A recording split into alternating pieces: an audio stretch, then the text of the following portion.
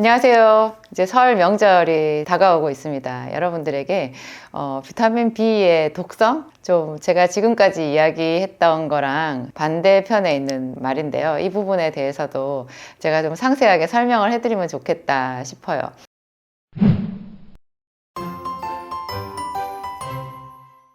비타민 B를 많이 먹으면 신경 독성이 있는 게 아니냐. 그 중에서 이제 많이 질문이 들어오는 것이 비타민 B6 피리독신에 대한 이야기더라고요. 그거를 하루에 300ml 이상 먹으면 신경에 독성이 생겨서 큰 해가 있다고 하던데 약사님 생각은 어떠세요? 그런 질문도 있었고요. 또 유명 유튜버가 말씀하시는 것 중에서 비타민 B를 먹으면 안 되는 사람들, 먹지 말라는 신호가 있다, 그런 제목의 영상이 있어서 저도 한번 좀 들어가서 자세히 살펴보았거든요. 여러분들에게 정확한 정보를 제 나름대로 정리를 해서 전해드리려고 오늘 이 영상을 지금 만들고 있습니다. 여러분들에게 제가 결론적으로 말씀을 드리면 비타민 B는 독성이 없어요. 전혀 독성이 없어요. 일반적으로 시중에 나와 있는 제품을 먹었을 때 독성이 생길 확률은 0입니다. 그냥 0. 오히려 독성보다는 독성이 생긴다기보다는 이미 있는 신경 독성을 없애기 위해서 비타민 B를 먹기도 하는데요. 제가 재밌는 이야기 하나 해드릴게요. 여러분 혹시 차이니즈 레스토랑 신드롬 이런 얘기 들어보셨어요? 제 발음이 별로 좋지는 않은데 직역하면 중국 음식점 증후군이란 뜻이에요. 중국 음식점 증후군. 저도 중국 음식 참 좋아하거든요. 중국 음식 먹지 말아라 그런 뜻이 아니고요. 너무너무 중국 음식을 좋아해서 그냥 매일매일 이 음식을 그냥 하루 한 끼 이상 많이 드시는 그런 분들한테 나타날 수 있는 그 신경병이 있어요. 그것을 어떤 그 유명한 학자가 이제 발견해가지고 이름을 붙였는데 그게 차이니즈 레스토랑 신드롬이거든요. 처음에는 이제 그 질병이 왜 생기는지 몰랐어요. 그것이 손가락 관절, 손목 관절의 통증, 염증으로 시작했거든요. 알 수 없는 이런 그 극심한 관절염 통증이 있어가지고 나중에 이제 그게 전신적으로 이렇게 통증으로 이렇게 번지는 거예요. 관절의 염증, 근육의 염증 이런 걸로 번져가지고 그거를 계속 추적하고 관찰하다가 그 사람, 그 환자분의 그 식이 습관을 이제 유심히 보게 되었는데요. 그분이 중국 음식을 너무너무 좋아하시는 분이었어요. 분명히 이 연구는 미국에서 행해진 건데요. 미국 사람 중에서 이렇게 아메리카에 사는 사람 중에서 중국 음식을 이렇게 좋아하시는 분들도 있더라고요. 근데 중국 음식 안에요, 글루탐산 나트륨이라는 것이 좀 많이 들어간다고 해요. 글루탐산 나트륨 하면 여러분 이게 어디서 들어본 것 같기도 하고 이게 무슨 뜻인가 생각할 수 있는데요. 조미료예요. 글루탐산이라고 하면 아미노산의 일종이거든요. 거기에 나트륨이라는 게 붙어서 글루탐산의 나트륨염이다. 이렇게 어려운 말로 그렇게 이야기를 하는데 한마디로 말하면 조미료예요. 우리가 흔히 MSG라고 하는 거요. 그것은 글루탐산 1 나트륨에 들어가거든요. MSG가 몸에 해롭다 이렇게 알고 계시지만 우리나라 식약처에서는요. 대체로 우리 몸에 안전한 물질로 분류를 하고 있어요. 그렇게 독성이 있고 그런 거는 아니다. 그 규정 내에서는 그런 거는 아니다 하는데 가끔 그래도 왜 체질 따라 다르고 그 식이 습관상 그걸 지나치게 너무 많이 먹으면 뭔가가 좀 걱정이 되잖아요. 중국 음식에 이 글루탐산 나트륨이 많이 들어간다고 하네요. 근데 그거를 별미로 가끔 먹으면 괜찮은데 매일매일 그 음식에 노출이 되잖아요. 그러면 그걸로 인해서 신경에 병이 생기는데 그거 제가 아까 말씀드린 이 관절, 손가락, 이렇게 손목 이런 부분에서부터 통증이 생기기 시작해서 전신의 근육 관절 염증으로 발전할 수 있는 그런 건데요. 이것을 치료할 때 놀랍게도 피리독신을 써요. 아까 제가 피리독신이 비타민 B6라고 말씀드렸죠. 차이니즈 레스토랑 신드롬이라고 하는 이 신경병증, 글루탐산 나트륨에 의해서 아주 드물게 생기는 이 신경병증을 치료할 때 해독제로 피리독신을 쓰거든요. 근데 피리독신을 단독으로 500ml, 600ml까지도 쓰더라고요. 제가 오래전에 그 연구 자료를 본 적이 있어요.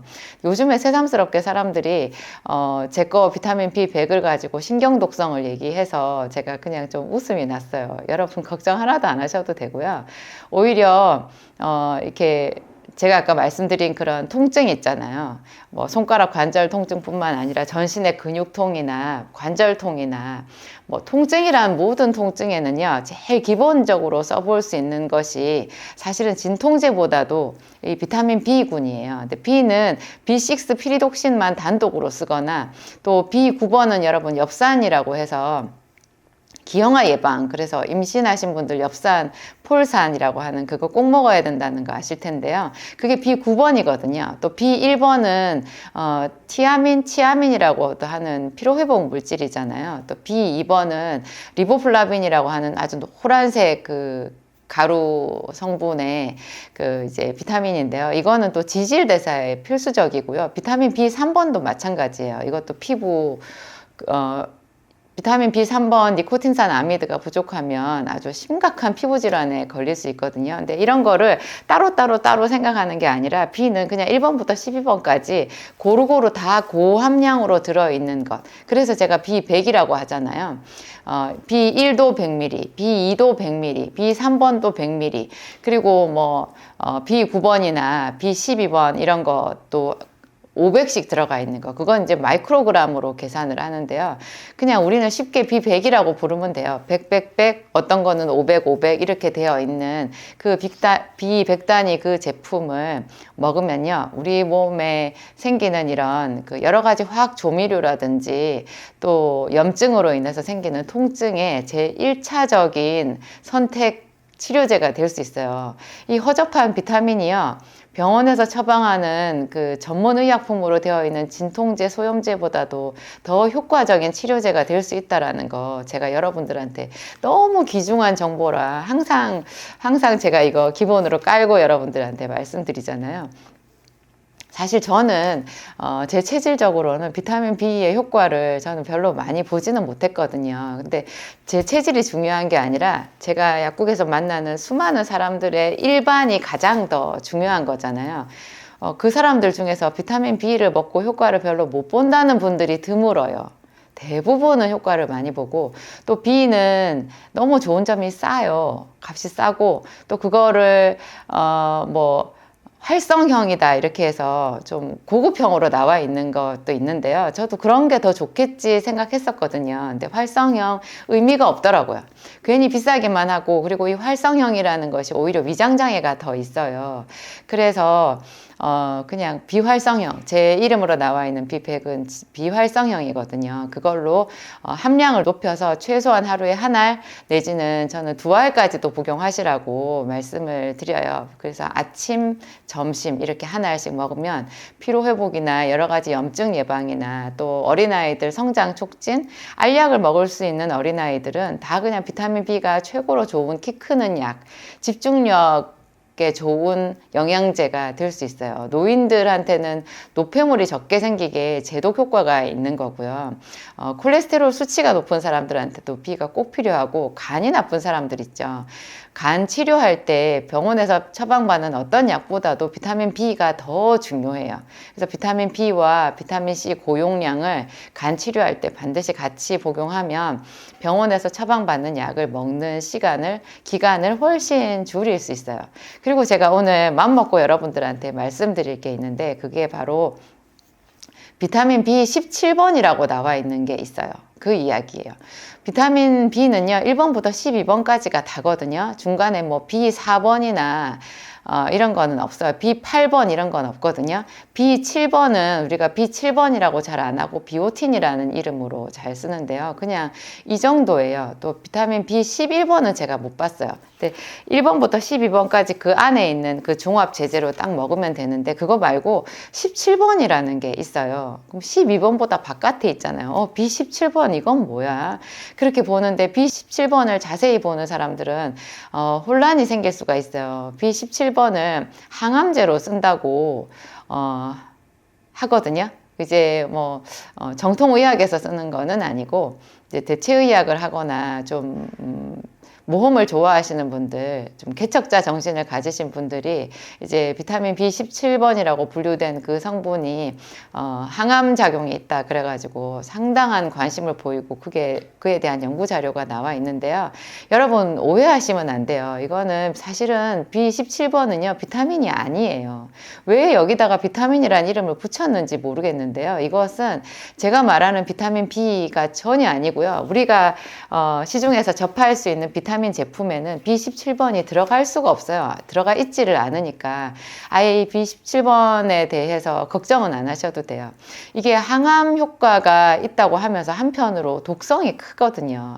이거를 따져보면요. 이 성분이 아미그달린이라는 거예요.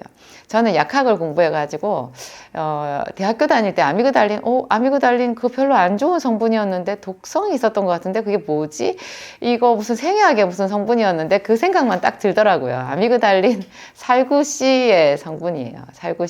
살구씨, 복숭아씨, 뭐 사과, 포도, 앵두의 씨앗에 많이 들어가 있는. 여러분 제가 언제 씨앗에 기름이 많다라는 영상을 만들면서 그 씨앗 자체에 독성이 있다라는 얘기를 제가 해드린 적이 있어요. 그래서 잣이나 호두나 이런 거 있잖아요.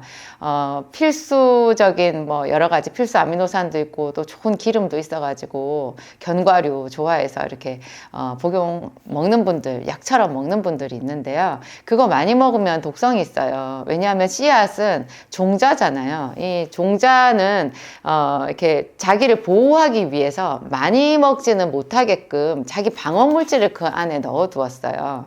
그래서 견과류 같은 거 먹을 때 많이 먹으면 오히려 독이 될 수 있거든요. 그래서 조금씩 먹는데 우리가 견과류로 먹지는 않지만 하여튼 그 씨앗에 중요한 거 그 살구씨에 들어있는 아미그달린이라는 건데요. 이게 어떻게 항암 작용을 나타내느냐 제가 한번 찾아봤는데요. 이렇게 돼 있어요.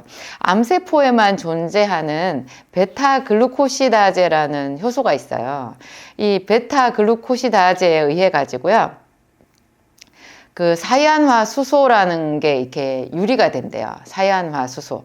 그러니까 비타민 B17번 아미그달린을 이제 복용을 하잖아요. 그거를 섭취를 하면 그거가 이제 암세포에만 존재하는 특이 효소 베타글루코시다제에 의해서 B17번 이게 아미그달린이라는 이 성분이 이제 어떤 작용을 하는 거예요. 그게 사이안화 수소라는 게 이렇게 나오게끔 만든다라는 거예요. 사이안화 수소 너무 어려운 말이지만 여러분 우리가 너무 쉽게 알고 있는 성분이에요. 바로 청산이에요.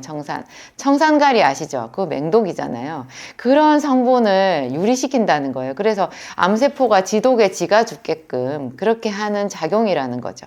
그런데 이게 이 청산이라는 것 자체가 우리 몸에 또 독이 되잖아요. 그래서 이 아미그달린은 이거 꼭 암세포에만 존재하는 베타글루코시다제 뭐 여기까지 안 만나도요. 그냥 아미그달린이라는 것 자체를 우리가 먹으면 우리 몸 속에서 독성이 생길 수 있는데 그 대표적인 게 뭐 호흡곤란, 청색증, 신경쇠약, 현기증, 흥분, 마비, 혼수, 발작, 또 최초 증상, 맨 처음에 이거는 제가 금방 말씀드린 것은 좀 심각해졌을 때 증상이고요. 경미할 때는 좀 울렁울렁하고 토할 것 같고 설사하고 윗배가 좀 아프고 이런 것들이 있어요. 여기 또 좋은 점은 아미그달린이 가지고 있는 약효도 있는데요. 그게 아까 말씀드린 뭐 항암작용, 굳이 얘기하자면 그게 있고 그 외에도 뭐 통증 완화, 조혈작용, 혈압조절 이런 게 있는데요. 이게 너무 양면성을 가지고 있어가지고 이거를 사실 약으로 쓰기는 참 어려워요. 우리 상식적으로 알고 있죠. 약하고 독이 그 종이 한 장 차이라는 거. 그래서 왜 제가 약사인 거를 제가 여러분들한테 항상 고맙게 생각하거든요. 제가 약사이기 때문에 여러분들한테 드릴 수 있는 그 좋은 정보들이 참 많잖아요. 왜냐하면 약이지만 내 몸에 독이 될 수 있는 거를 제가 알려드리는 게 항상 저희 지상 과제이거든요. 그거를 제가 알려드릴 수 있어서 너무 감사하게 생각하고 있어요. 뭐 요즘에는 고지혈증 약을 뭐 평생 먹어도 좋은 보약이라고 이야기하시는 그런 의사 선생님들도 있다고 하던데, 그거는 조금 과장된 거고요. 모든 약은 다 독이에요. 잘 먹어야 우리가 그나마 얻고자 하는 그 효능을 조금 얻을 수 있는 거고, 그 효능을 얻어도 항상 부작용이 조금씩 따라오거든요. 그래서 약은 웬만하면 최소한으로 먹어야 되고 안 먹어야 되는 거예요. 근데 아예 완전히 배척할 수는 없어서 거기에 대한 정확한 지식이 필요한 거고, 그래서 저 같은 약사들이 이제 여러분들에게 어떤 조금이라도 서비스를 해드릴 수 있는 거잖아요. 가지고 있는 지식으로. 약사가 여러분들한테 해주는 지식, 어떤 도움은요, 약을 덜 먹게 해주는 거지, 약을 많이 먹으라고 하는 거는 전혀 아니에요.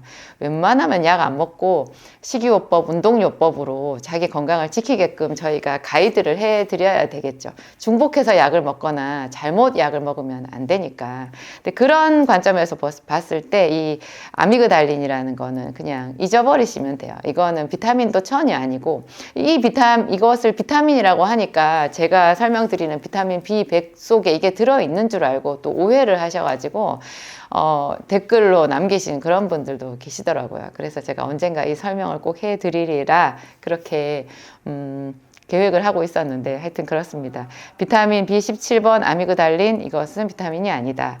여러분들이 영양제로 섭취하는 그 비타민은 독성이 없고 오히려 신경 독성을 치료하는 치료제로 쓰인다.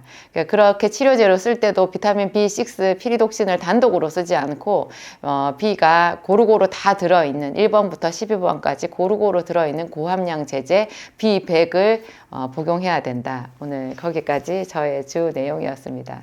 설 명절 잘 보내시고요. 항상 여러분 건강하시기 바랍니다. 감사합니다.